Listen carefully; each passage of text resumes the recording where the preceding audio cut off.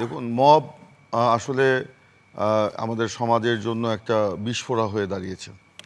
আপনার বিশেষ করে আমরা গত অন্তর্বর্তীকালীন সরকারের সময় আমরা মবের যে কালচারটা দেখেছি শহরে, বন্দরে, মাঠে, ঘাটে, সর্বত্র, সেই মবটাকে কারা উস্কে দিল, কারা এই মবের সূচনা করলো, এটা যদি আপনি দেখতে যান তাহলে বিরোধী দলের দিকে কিন্তু আঙ্গুলটা মানে তুলতে হবে।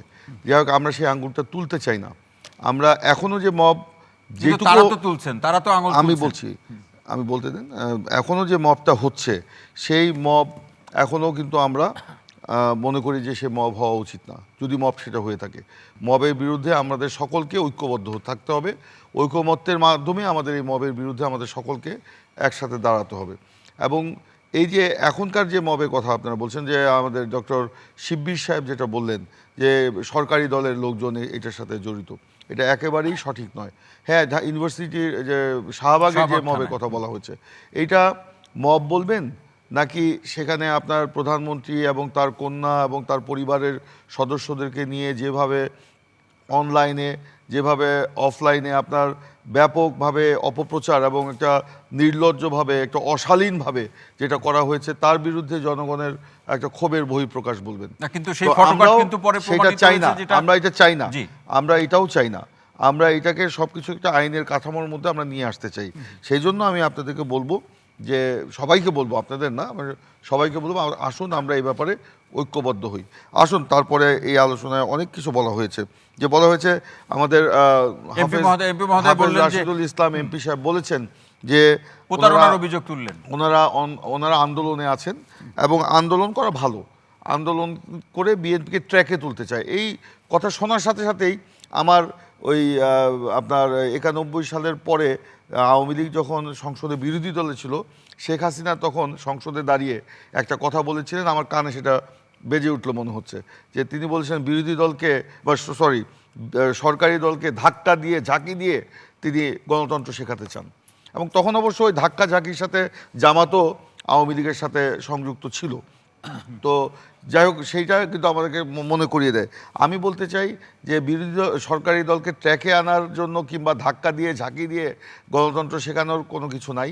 আসুন আমরা সংসদে সকলে মিলে আলোচনা করে গণতন্ত্রকে আমরা প্রাতিষ্ঠানিক রূপ দিই। আর জুলাই সনদের যে ব্যাপারটা বলা হয়েছে, যে ওনারা বলছে, আপনি বলেছেন যে বিএনপিকে নাকি বিশ্বাস করে না জামাত এনসিপি জোট।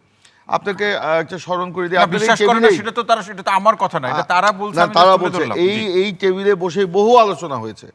আপনার ধরেন এই জুলাই সনদের আগে আরও 2-3 বছর আগে বিএনপি প্রথমে যে আপনার সংস্কারের জন্য আপনার 27 দফা দিয়েছিল, পরবর্তীতে 31 দফা দিয়েছে। তারও আগে 2017 সালে বেগম খালেদা জিয়া ভিশন 2030 দিয়েছিলেন। আমরা কিন্তু সংস্কারের নতুন, যখন আমরা এই কথাগুলো বলি তখন কিন্তু অনেকের মুখ কস্টেপ দিয়ে আটকানো ছিল।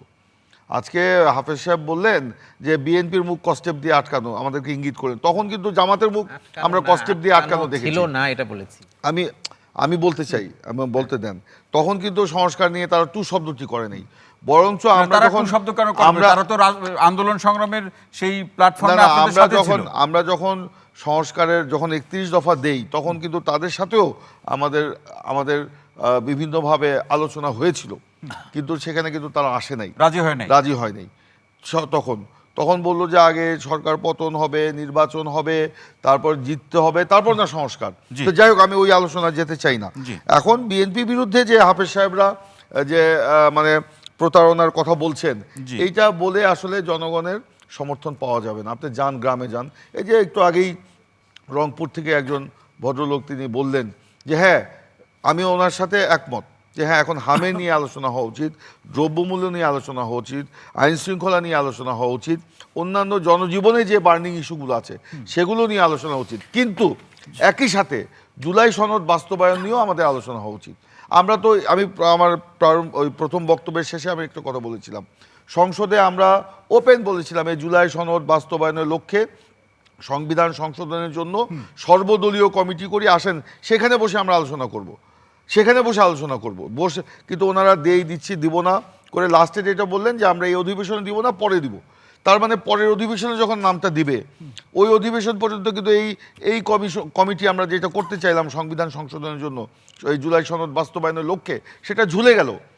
ওই পর্যন্ত কিন্তু এই কমিটি পারফর্ম করতে পারবে না। কিন্তু তখন প্রথম যখন আমরা বলেছিলাম তার সেই দিন বা পরের দিনই যদি দিত, এতদিনে সেই কমিটি আলোচনা করে জুলাই সনদ বাস্তবায়নের লক্ষ্যে, সংবিধান সংশোধনের লক্ষ্যে অনেক অগ্রগতি কিন্তু সাধিত হয়ে যেত। তাহলে প্রতারণা কে করলো? প্রতারণা আমি বলতে চাই না যে বিরোধী দল প্রতারণা করেছে বা করতে চায়। ওনারা যেরকম আমাদের দিকে আঙ্গুল উঠাচ্ছে, আমরা এখনও মনে করি সময় আছে, সংসদ অধিবেশন নাই তো কি হয়েছে, ওনারা যদি সংসদের বাইরেও আলোচনা হতে পারে, ওনার স্পিকারকে যদি একটি চিঠি দিয়ে জানায় যে আমরা এইটা করেছি, এই কমিটি হওয়া উচিত, স্পিকার আমরা তো নাম দিয়ে রেখেছি, তো ওনারা দিলে ওই নামগুলো সংযুক্ত করে এখনো আলোচনা হতে পারে, যদি এটা সংসদের মানে কার্যপ্রণালী বিধির কোনো ব্যত্যয় না ঘটে। ভাই এই জায়গাটা একটু বলুন যে আসলে যেটি রাশেদ ভাই বলছেন, এবং আমি এটাও দেখলাম যে বিরোধী দল সংসদীয় আছে, সংসদের বাইরে রাজপথেও আছে, এটা থাকতে পারে, কিন্তু আসলে এই 5ই আগস্টের পরে এই কালচারটা থাকা উচিত না। আমরা রাজনীতির যে পরিবর্তনের অঙ্গীকার করেছিলাম 5ই আগস্টের পর, এবং যেখানে একটা নতুন বন্দোবস্তের কথা আমরা না, এনসিপির পক্ষ থেকেই তখন কিন্তু বারবার বলা হচ্ছিল, আমরাও বলেছিলাম হ্যাঁ নতুন বন্দোবস্ত আমরাও চাই।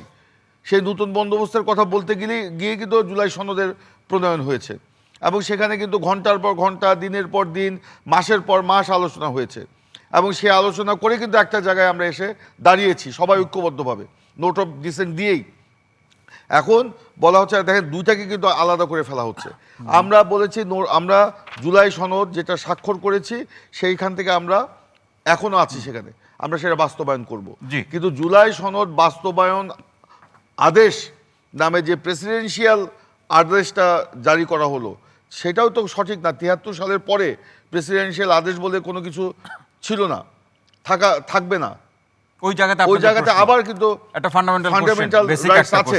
তো সে কারণে ওই আদেশ দিয়েই তো প্রতারণাটা করা হয়েছে, এবং এই আদেশের ব্যাপারে আমাদের সাথে কোনো আলোচনা হয়নি।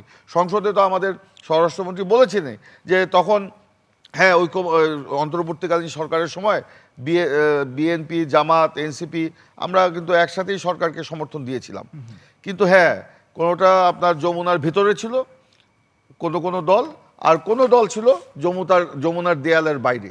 আপনারা কোথায় ছিলেন? আমরা যমুনার দেয়ালের বাইরে ছিলাম। হ্যাঁ, এবং সেখানে আমাদের সেই ইয়ে ছিল না, যেখানে আপনার কি বলে ডক্টর ইউনূস সাহেবের কি একটা উনি থাকতে চান না, পদত্যাগ করবেন, এরকম একটা বিষয়, সেটা আমরা জানার আগে এনসিপির নেতারা জেনে গেল। তারা বাইরে এসে বলল যে উনি এই ব্যাপারে ক্ষোভ প্রকাশ করেছেন, এই ব্যাপার। তো এগুলো কোনো ব্যাপার থাকলে তো সকল দলকে নিয়ে, সকল দলের সাথে আলোচনা করবে। আমরা তো বলেছিলাম যে অন্তর্বর্তীকালীন সরকারের সফলতা নির্ভর করবে রাজনৈতিক দলগুলোর সাথে নিবিড় যোগাযোগ এবং সম্পৃক্ততার মাধ্যমে। কারণ অন্তর্বর্তীকালীন সরকারে তো কোনো রাজনৈতিক দল নেই, আমরা সবাই সমর্থন করেছি অন্তর্বর্তীকালীন সরকারকে, সকলের সমর্থন নিয়েই তো অন্তর্বর্তীকালীন সরকার চলবে। কিন্তু শেষের দিকে আমরা দেখেছি এই যে এই কিছু ব্যাপারে আমাদেরকে পর্দার আড়ালে রাখা হয়েছে, বিএনপিকে।